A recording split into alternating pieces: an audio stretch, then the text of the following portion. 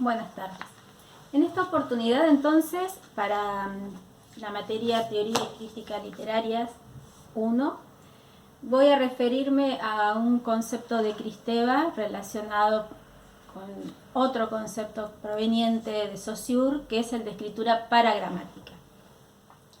Saussure, en determinado momento, ya hacia la finalización de sus análisis lingüísticos, descubre dentro de la poesía védica que en los poemas, en los himnos, en los cantos de alabanza, en la obra literaria de los Vedas, aparecía diseminado, escondido, en forma transversal, los nombres o el nombre de algún dios o algún jefe guerrero. A esto que él denomina escritura paragramática, que precisa una lectura tabular, es decir, algo que en cierta forma, o a lo que en cierta manera me referí en uno de los videos anteriores, se trata de una lectura que rompe con el sentido, el orden habitual de la lectura, que ya hemos dicho que en nuestra cultura es de izquierda, de derecha a izquierda y de arriba hacia abajo. Entonces, esa ruptura tanto con el orden sintáctico como semántico y como morfológico, que constituye encontrar, o por un lado haber escrito, ¿no? Y por el otro lado encontrar encriptado y diseminado el nombre de un dios o de un jefe guerrero, lo lleva a Saussure a proponer este concepto de escritura paragramática, ¿sí? De este modo, en estos paragramas, lo que se puede encontrar es otro significado que se añade al mensaje poético. Y ese significado es el que parece estar en correlación con el inconsciente y se constituye en base a un juego con el significante. ¿Por qué un juego con el significante? Porque esa diseminación, esa redistribución que aparece o que se esconde, aparece y se esconde al mismo tiempo, se esconde y aparece dentro del texto poético, es lo que se puede reconstruir o reconstituir sin entender que hay una reconstrucción en sentido exacto. Justamente el juego de significancia o el juego con la significancia, que es otro concepto con el que hemos venido trabajando, imposibilita la idea de construir un sentido. Lo que se puede es rastrear, jugar.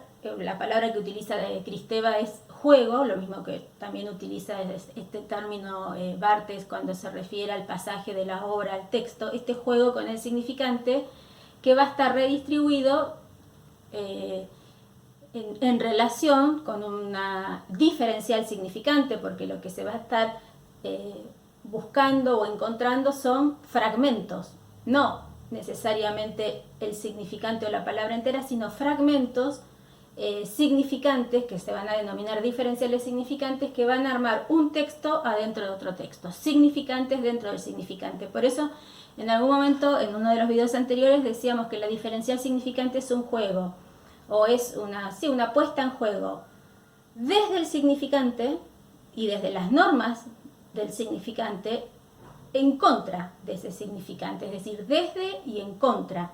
Solamente podemos hablar del lenguaje poético y de las desviaciones que propone este lenguaje poético a partir del entendimiento de las normas lógicas que rigen al lenguaje no poético.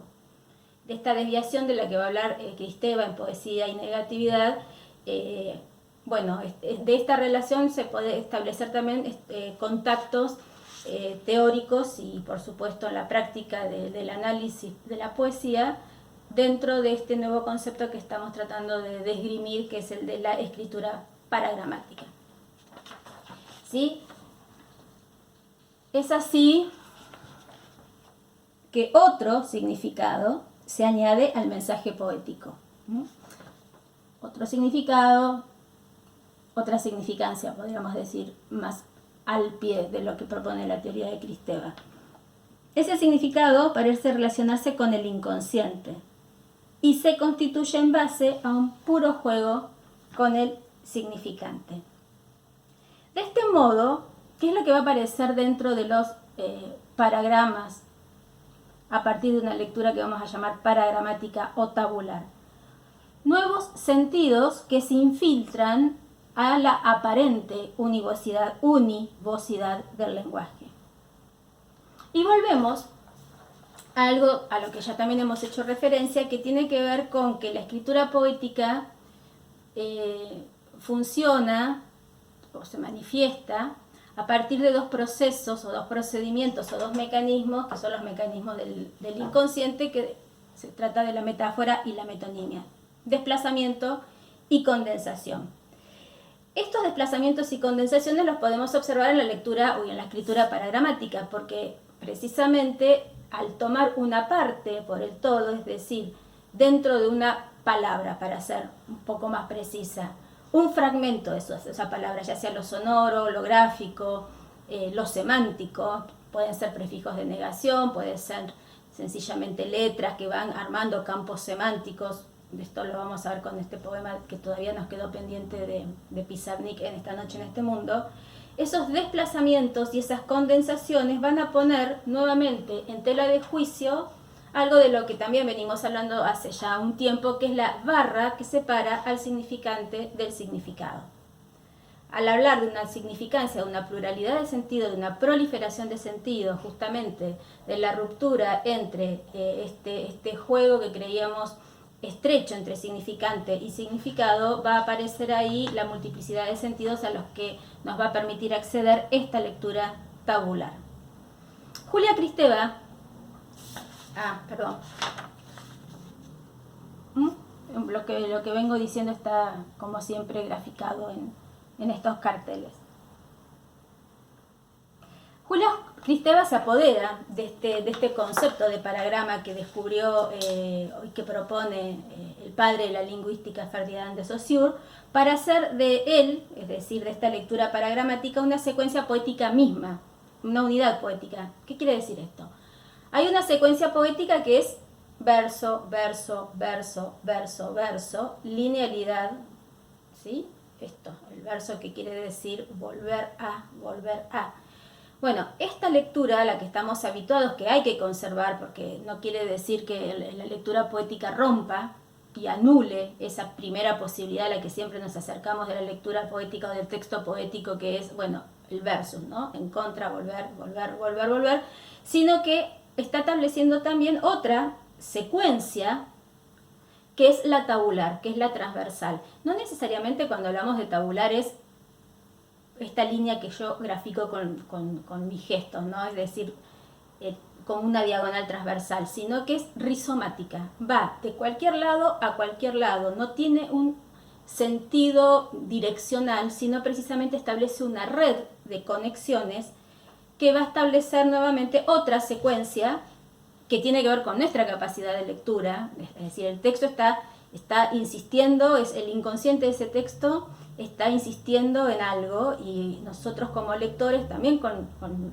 nuestras habilidades debemos encontrarnos con ese texto y encontrar, producir significancia a partir de este tipo de lecturas que van a romper con todos los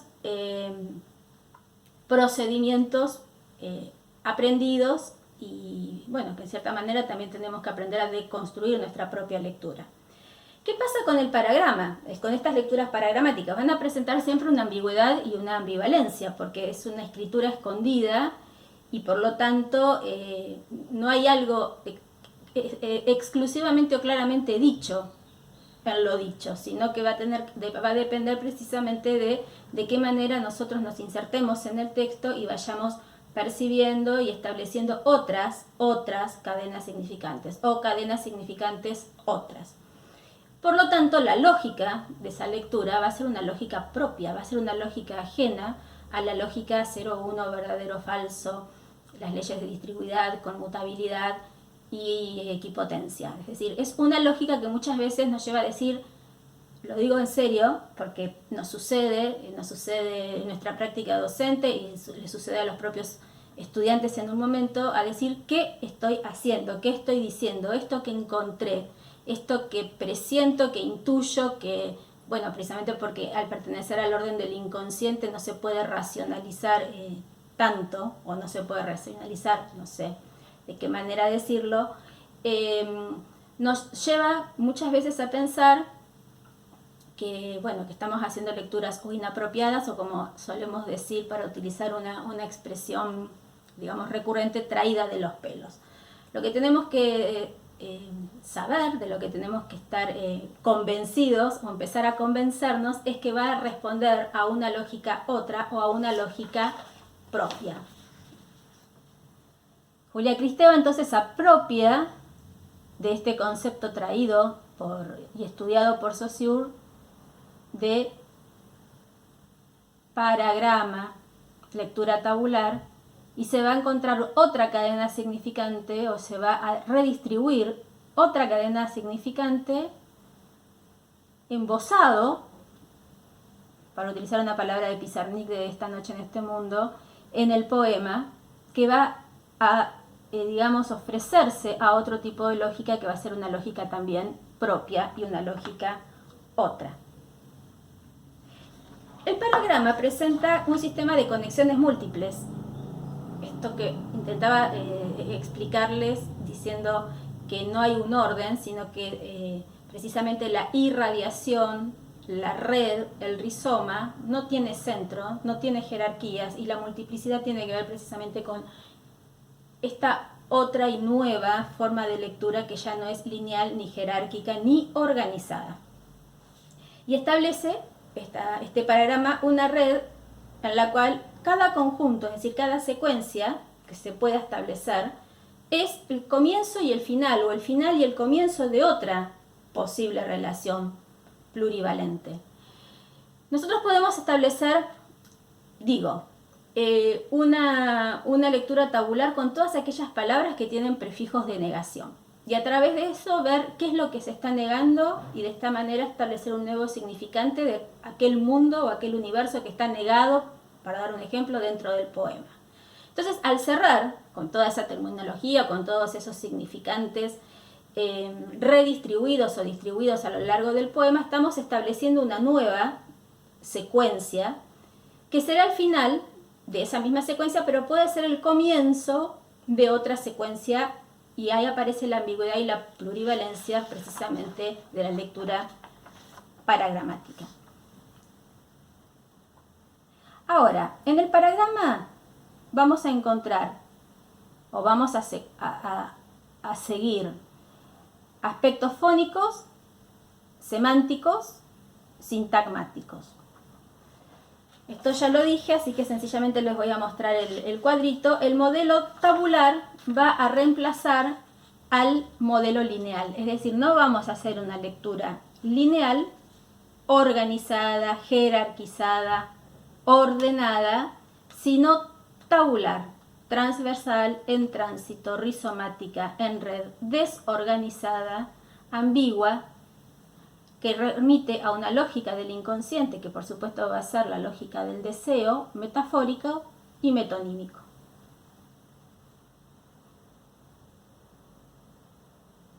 Por lo tanto, esta escritura tabular, que luego va a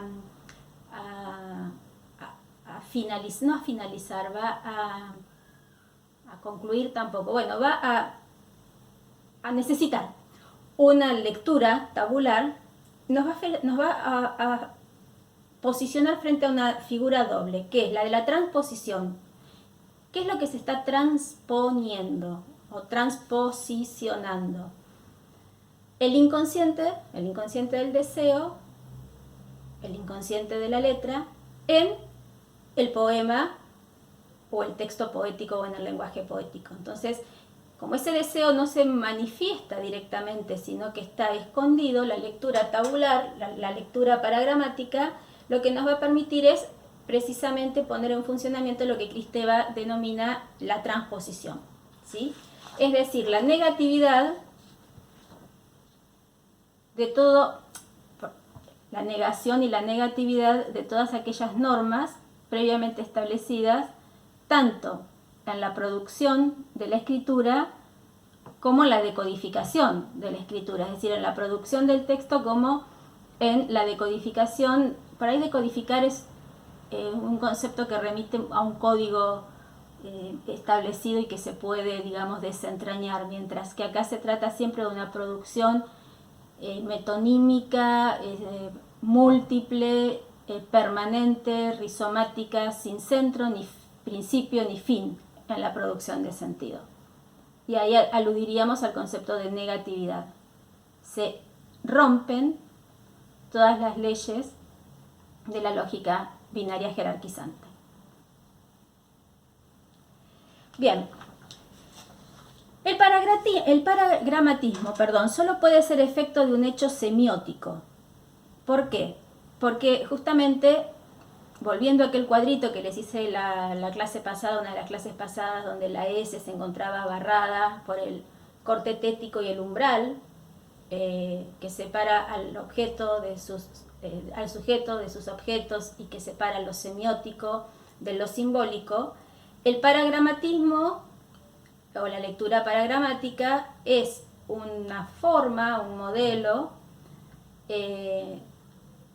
a partir o a través del cual lo semiótico, lo preverbal, se fracta, se refleja, se manifiesta o intenta decirse en lo simbólico, es decir, en el lenguaje. Por lo tanto, el paragramatismo va a presuponer siempre un investimiento pulsional, porque lo semiótico es del orden de lo pulsional. Y para verificarlo hay que volver a esto que les estoy explicando, hay que volver a los conceptos de diferencial, significante, transposición y negatividad, que no los voy a explicar porque sé que ya han estado desarrollados en otras clases teóricas.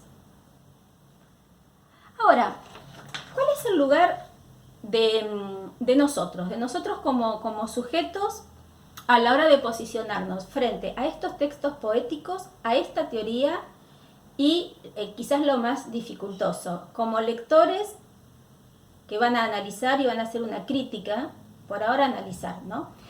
De esos poemas? Kristeva dice que el trabajo significante opera en un lugar que no es el lugar ni del consciente ni del inconsciente, porque nosotros no tenemos que aludir a nuestro inconsciente, pues no podemos aludir a nuestro inconsciente, es decir, es imposible decirle a nuestro inconsciente que hable cuando nosotros queremos que hable, porque nuestro inconsciente va a hablar en los actos fallidos, en el sueño y en el chiste, es decir, en todos aquellos mecanismos que tiene, en donde tiene la posibilidad de manifestarse y de liberarse, pero nuestro inconsciente no va a hablar cuando nosotros le pedimos que hable, porque no es obediente, es todo lo contrario. Entonces, Kristeva va a decir, no es el sujeto del consciente, no es el sujeto del inconsciente, sino que es un sujeto serológico.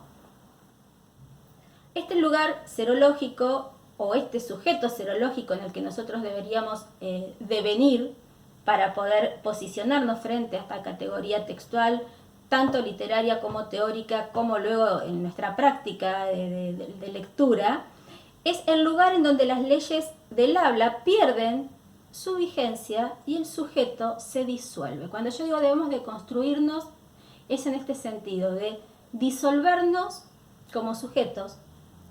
¿Qué tipo de sujetos? Aquel sujeto cognoscente, cognitivo, regido por una lógica que no es serológica, sino que es una lógica binaria, jerarquizante, aristotélica, matemática. Bueno, todo eso que nos construye como sujetos de la razón, sujetos cognoscentes, sujetos que trabajamos y operamos a través de una lógica que, no vuelvo a repetirlo, tiene sus características. Bueno, este sujeto queda abolido o denegado ante la necesidad imprescindible del advenimiento, o bueno, de la aparición de otro tipo de sujeto, que es el sujeto serológico. Porque ese sujeto serológico va a operar también, o va a poder operar en ese lugar serológico donde quedan disueltas las leyes habituales y ordinarias del habla.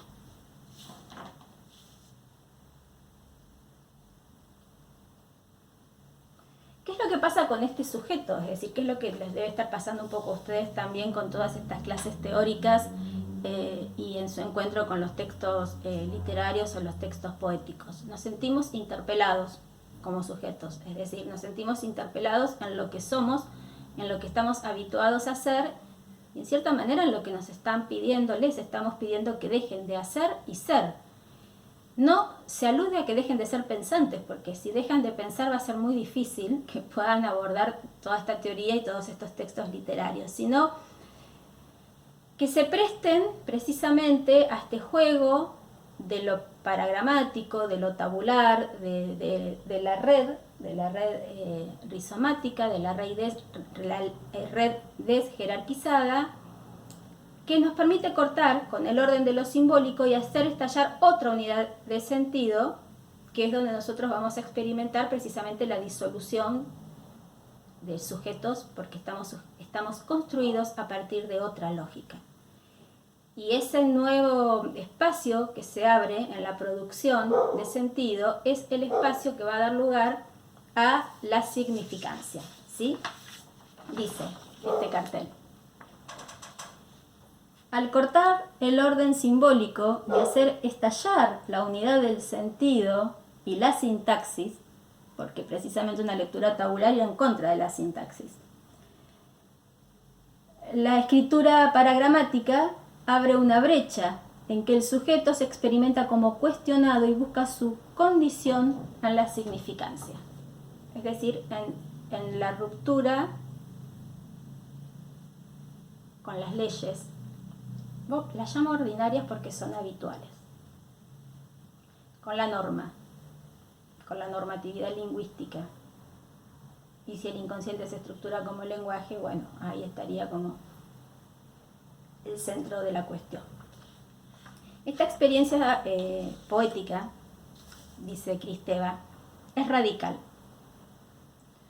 Y creo que, bueno, ustedes lo deben estar experimentando de este modo, aunque a través de videos no es lo mismo que una clase presencial en donde podemos traer el cuerpo del poema al aula y compartir lo que se experimenta y darnos permiso para poder hacer una producción sin sentirnos limitados por las leyes de la lógica.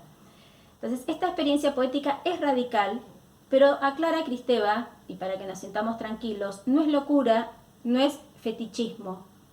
Lo que introduce el exceso en la lógica es la vehemencia pulsional en el orden simbólico. Es decir, nuevamente es la infracción de lo semiótico en lo simbólico. Lo simbólico es la palabra, el lenguaje, el discurso, el poema e incluso esa confianza que tenemos, es cierta certidumbre de que las palabras dirán lo que quieren decir. En la medida en que lo pulsional, el inconsciente, el deseo, va a insistir y pregnarse en este orden de lo simbólico, ¿sí?, ese exceso de lógica, porque va a romper con la lógica del lenguaje para que aparezca justamente la lógica del deseo, la lógica del inconsciente, el sujeto paragramático, el lugar serológico.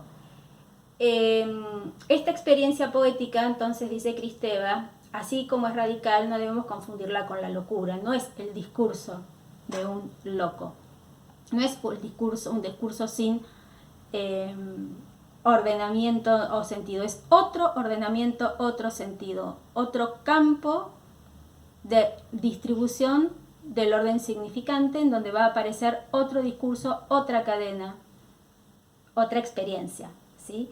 No obstante, lo que señala Kristeva es que este orden simbólico, que va a estar fracturado por el exceso de la lógica, se sostiene a pesar de la fractura. ¿Qué quiere decir que se sostiene?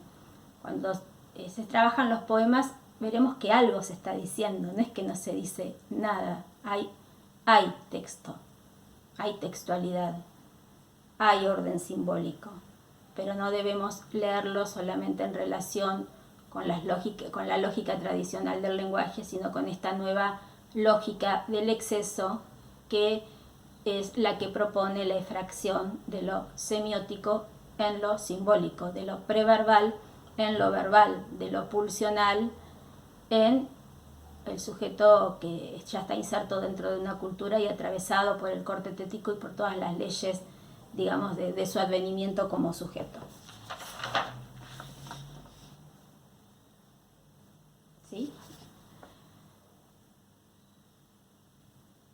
Bien, esta es una explicación de un concepto que quedaba todavía sin terminar de desarrollar, que es el de la lectura paragramática.